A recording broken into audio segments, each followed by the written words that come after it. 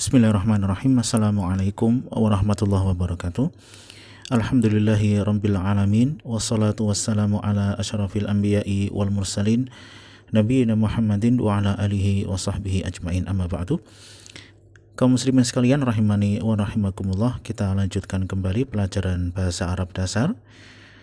Dan sekarang kita akan membahas marfu'at yang kelima, yaitu isim kana dan saudara-saudaranya. Di kitab Almiyah Sarfi Ilmi Nahwi dapat dilihat di halaman 44 sampai dengan halaman 46. Tapi kita mulai. Yang pertama kita akan mengenalkan terlebih dahulu kana dan saudara-saudaranya. Ya, jadi kana dan saudara-saudaranya ini cukup banyak penggunaannya di dalam bahasa Arab. Dan penulis di sini mengatakan kana wa akhawatuha af'alun tadkhulu 'alal mubtada'i wal khabari.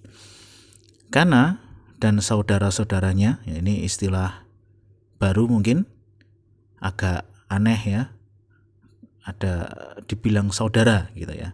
Nanti insya Allah akan kita jelaskan apa maksud dari saudara-saudara ini. Jadi kana dan saudara-saudaranya itu fiil, ya, dia berupa fiil yang masuk ke dalam susunan mubtada dan khobar, ya. Jadi kana dan saudara-saudaranya itu fiil yang masuk ke dalam jumlah ismiyah yang terdiri dari mubtada dan khobar. Yang aslinya atau asalnya mubtada dan khobar itu keduanya adalah marfu. Namun apabila kemasukan kana atau saudara-saudaranya, i'rabnya berubah, ya. Bagaimanakah perubahan i'rab mubtada dan khobar tadi setelah kemasukan kana atau saudaranya? Fatarfa'u al-awwala wa yusamma ismaha wa tansibu asani wa yusamma khobaruha. Jadi kana dan saudaranya itu akan merofakkan yang pertama, maksudnya adalah mubtada. Wa yusamma ismaha, kemudian disebut sebagai isimnya. Wa tansibu asani, dan dia menasabkan yang kedua dan disebut sebagai isim khobarnya. Ya, saya menasabkan yang kedua yaitu khobar, berikutnya disebut sebagai khobarnya. Jadi kurang lebih amalnya kana itu adalah pertama merofakkan mubtada, dan kemudian jabatan mubtada tersebut dirubah menjadi isim kana, ya, tidak lagi disebut sebagai mubtada, tetapi sekarang disebut sebagai isim kana. Kemudian amal yang kedua, dia menasabkan khobar. Kemudian jabatannya diganti nama menjadi khobar kana, ya. Jadi itu dua amal. Pertama merofakkan mubtada, sedangkan mubtada memang awalnya sudah marfu, ya, tetapi namanya dirubah menjadi isim kana atau isim dari saudara-saudara kana. Sedangkan khobar yang awalnya marfu berubah menjadi mansub. Nah, ini amal penting dari kana ketika masuk dalam susunan mubtada dan khabar.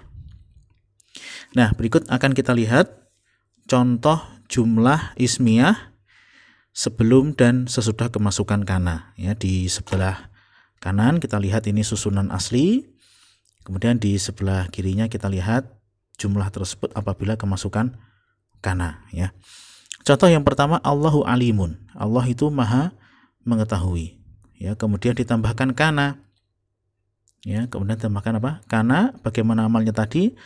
Dia merofakkan yang pertama, yaitu mubtada. Mubtadanya adalah lafzul jalalah Allah, ya. Mubtada ini awalnya sudah marfu, dia kemasukan kana tetap marfu, ya. Namun jabatannya berubah, yang awalnya mubtada menjadi isim kana, ya. Kanallahu. Sedangkan khobar di sini alimun, ya, maha mengetahui, itu berubah menjadi nasab, ya, nasabnya dengan fathah. Jadilah aliman. Ya, lengkapnya kanallahu aliman. Adalah Allah itu maha mengetahui. Ya, kana itu kadang dimaknai, kadang pula tidak dimaknai, ya, nanti tergantung kalimatnya seperti apa. Nah, ini contoh pertama, Allahu alimun, kemasukan kana menjadi kanallahu aliman. Sekarang kita lihat contoh yang kedua, Maryamu mujtahidatun. Maryam seorang perempuan yang sungguh-sungguh. Mubtadanya Maryam, khobarnya mujtahidah. Setelah kemasukan kana, ya, karena kana ini fiil, kalau dia memasuki mubtada yang mu'annas, maka dia menjadi kanat, ya. Kanat Maryamu, ya, Maryamnya tetap rofa, disebut sebagai isim kana, sedangkan khobarnya mujtahidatun berubah menjadi nasab, mujtahidatan. Ya, di sini salah ketik di buku yang tercetak di situ, harusnya kanat Maryamu mujtahidatan, ya. Ya, berubah menjadi nasab dan kemudian disebut sebagai khobar kana. Kemudian contoh yang ketiga, al-waladani mujtahidani, dua orang anak-anak laki-laki itu sungguh-sungguh. Kemasukan kana al-waladani mujtahidaini, ya. Jadi di sini kananya tidak menjadi kana, ya, dua itu, tapi tetap satu kana. Meskipun isimnya, ya, itu muannas, musanna, ya, berjumlah dua, tapi kananya tetap satu. Kanal waladani, dia sama-sama rofa, ya, tidak berubah. Mujtahidani berubah menjadi nasab, mujtahidaini, ya. Nasabnya dengan ya, karena dia adalah isim musanna, namanya berubah menjadi apa? Khobar kana. Al-muslimuna sobiruna, kaum muslimin itu penyabar, kemasukan kana al muslimuna sobirina, ya, muslimunnya tetap sebagai isim kana, sobirun yang awalnya, ya, rofa berubah menjadi nasab, disebut sebagai khobar kana, ya, sobirina nasab dengan ya. Al-bintani mujtahidatani, dua orang anak perempuan itu sungguh-sungguh. Kemasukan kana, ya, kanat karena isimnya perempuan. Kanat al-bintani mujtahidataini, ya, berubah menjadi nasab dengan ya karena termasuk isim musanna.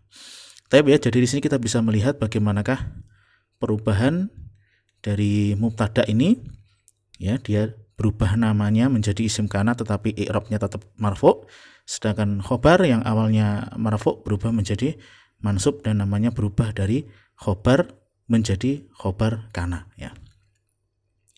Moga-moga dapat difahami sampai sini, ya. Nah, berikutnya adalah saudara-saudaranya kana, ya. Jadi kana itu memiliki saudara, ya, saudaranya ada banyak, dan saudaranya kana itu adalah fiil-fiil yang memiliki amal seperti kana, ya. Apa amalnya? Ya, tadi merofakkan mubtada dan menasabkan khobar, ya, amalnya seperti itu. Dan di sana di dalam bahasa Arab ada beberapa kata yang amalnya persis kayak kana, dan fiil-fiil itu disebut sebagai saudari, ya, atau saudaranya kana. Apa saja fiil-fiil itu? Ada amsa, asbaha, adha, dholla, bata, soro, laisa, mazala, mangfaka, mafati'a, ma bariha, madama. Nah, itu contoh-contoh dari saudara-saudaranya kana. Tapi di tabel sebelah kanan kita akan melihat beberapa pemaknaan, ya. Kana itu maknanya adalah atau jadilah, ya. Asbaha, adha, dholla, amsa, bata, bata itu menunjukkan waktu, ya. Bisa juga bermakna jadilah atau menunjukkan waktu. Asbaha paginya, adha duhanya, dholla siangnya, amsa sorenya, bata malamnya. Kemudian soro ini menunjukkan makna perubahan, ya, artinya jadilah. Laisa ini fungsinya penafian, maknanya tidak atau tidaklah. Kemudian mazala, mabariha, mangfaka, mafati'a ini satu kelompok, ya. Jadi maknanya kesinambungan, ya, diartikan senantiasa atau selalu. Ya, kalau kita lihat mazala, zala itu berhenti atau terputus, ya, hilang, ya. Mazala tidak henti-hentinya, ya, senantiasa artinya. Kemudian yang terakhir madama, ya, itu fungsinya menunjukkan lamanya waktu, ya, maknanya adalah selama. Taib ini saudara-saudara kana serta maknanya. Kemudian kita sambung lagi dari perkataan mu'alif di sini, watu sama af'alan naqisah, ya. Jadi saudara-saudara kana itu disebut sebagai fiil yang naqis, yang kurang, ya. Kenapa disebut kurang? Karena fiil itu harusnya dia memerlukan fa'il. Ini kok malah membutuhkan mubtada dan khobar, ya. Keluar dari kodrat asli fiil yang harusnya perlu fa'il, malah perlu mubtada dan khobar, maka disebut sebagai fi'il yang naqis. Naqis itu lawan dari tam yang sempurna. Tapi menyambung dari bahasan naqis dan tam tadi, kana bisa dibagi menjadi dua ya, ada kana yang naqisah yang kurang, ada juga kana yang tamah yang sempurna. Kalau kana yang naqisah itu kana yang masuk dalam mubtada khobar ya. Bisa diartikan adalah rata-rata, yaitu ma tahtaj ila ismin wa khobar ya. Jadi masuk dalam mubtada khobar, jadi memerlukan isim dan khobar. Contohnya kana Muhammadun nabiyyan, Muhammad adalah seorang nabi. Kanat Aisyatu muti'atan, adalah Aisyah itu orang yang taat.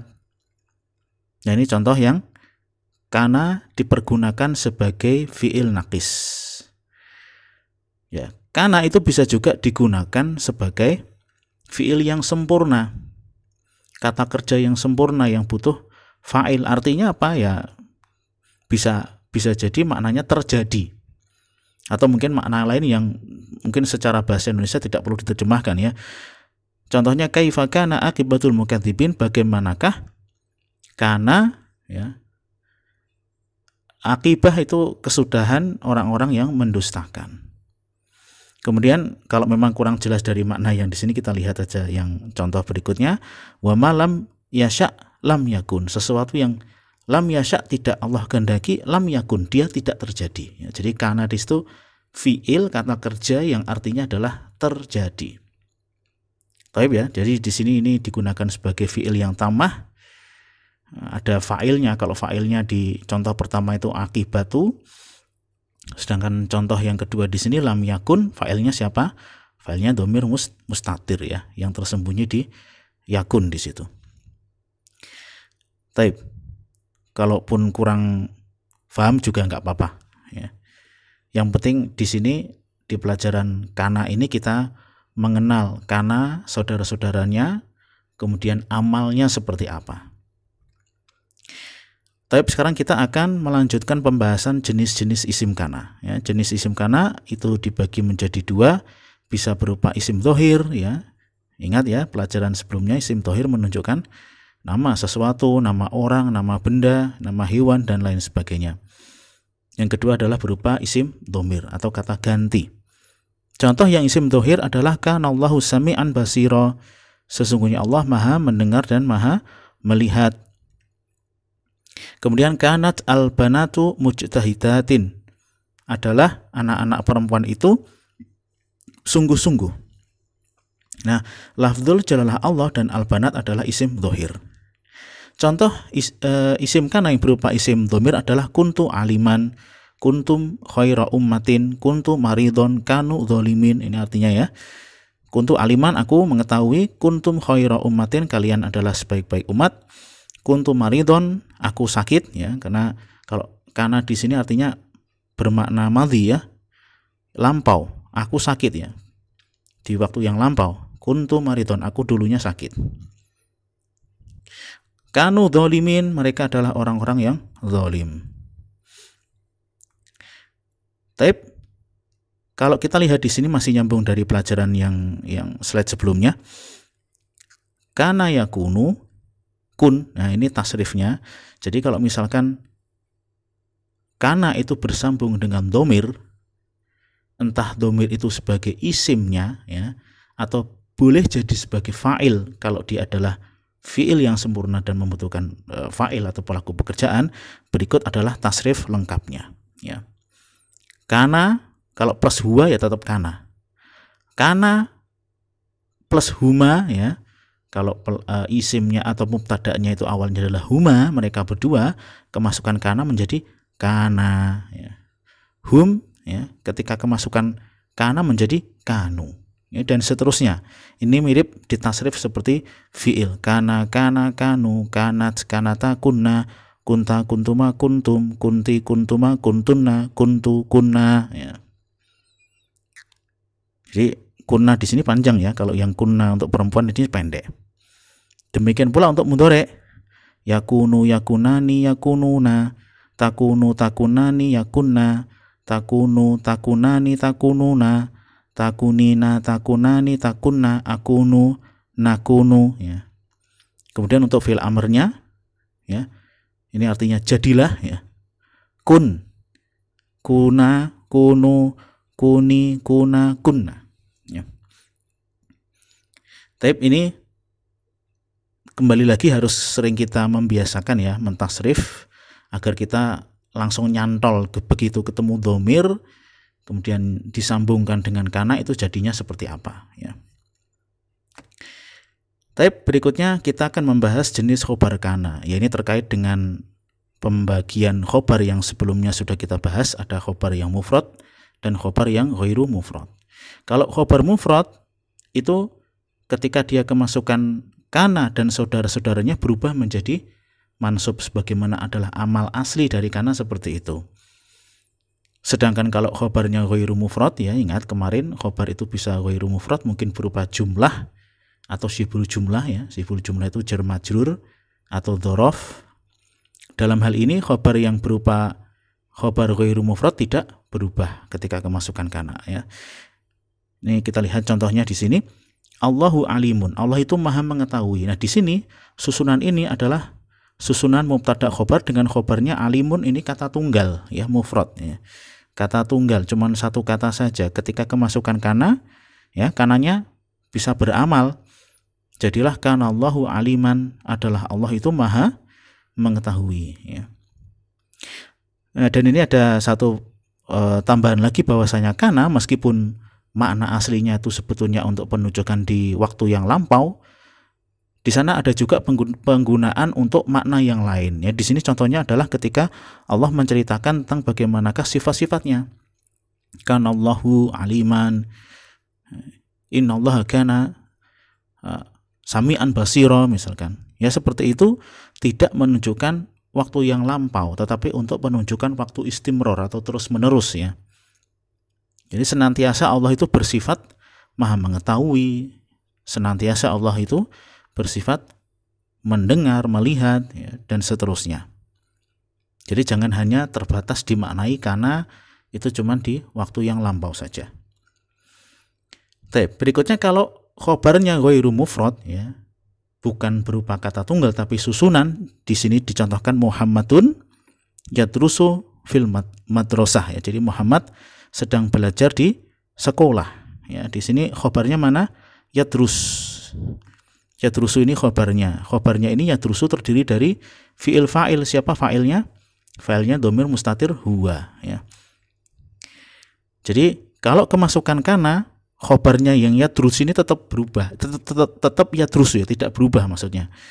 Kana Muhammadun yadrusu fil madrasati, ya, jangan dirubah menjadi mansub, ya. Kana Muhammadun yadrusa, itu bukan seperti itu, ya.